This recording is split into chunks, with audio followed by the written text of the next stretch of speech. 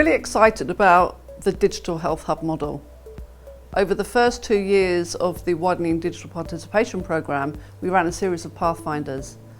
And then we looked at the evidence that we'd generated and we consolidated to see that if we could invest in places, in communities, and have them, both in a formal and informal way, work with health practitioners around them, then that we would definitely boost people's health outcomes. We're really excited because we think we found a scalable model with scalable lessons for everyone.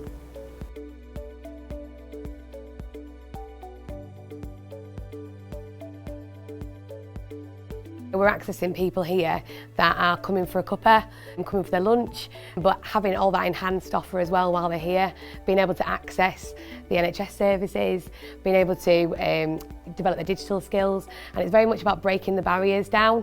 The barriers, they might have the fear factor, the fact that a lot of them haven't been online before. A digital hub then helps to take each person that comes along the journey from being frightened of digital technology into actually embracing it for the first time. And then if they want to, they can come back, explain the difficulties they're facing, and eventually carry on and take full advantage of it. And it was very much about how we could support them and really give people the opportunity to gain kind of confidence, skills and independence. They can investigate and explore digital and the internet, perhaps to find a specific answer to something, or just to find some general information that at whatever time in their life is important. Because I think that's what's really important about the Digital Health Hub here is the face-to-face support, that it's not just make the appointment online on your own, you know, from that GP practice and sitting at home and doing it. Having that friendly face, that trust, that person that will show them how to do it, their peer as well, that kind of peer support. The digital champion model has really sort of led that kind of confidence building because it's someone they already know, someone they already trust, but it's life-changing, it's saving them so much time, and they're taking control of their own health and well-being as well. Why don't we have a look at what New Diet you can do? There's a great site on NHS, part of NHS UK, that will help you with your type 2 diabetes. There's another great group over here that will help you with your emotional health and well-being. My story: went off and joined the army, served in the 1st Gulf, left the forces, and then hit a patch in my life where I experienced complex PTSD. And as a gay woman, it's been really hard to access services. I was hopeless with technology, proper technophobe.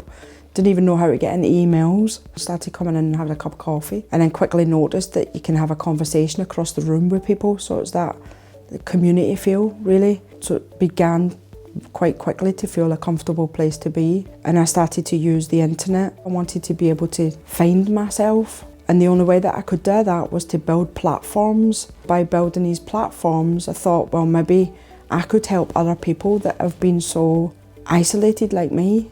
I've got my website up, I've developed my app, I've set up Instagram, I've set up Twitter, and I'm going on today to set up a Google developer.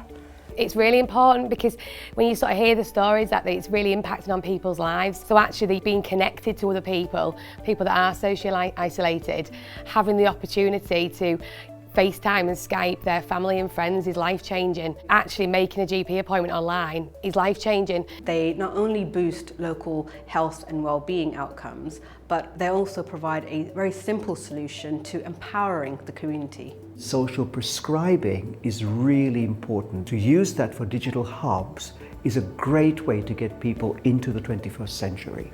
The partnership between the NHS and digital technology is increasing.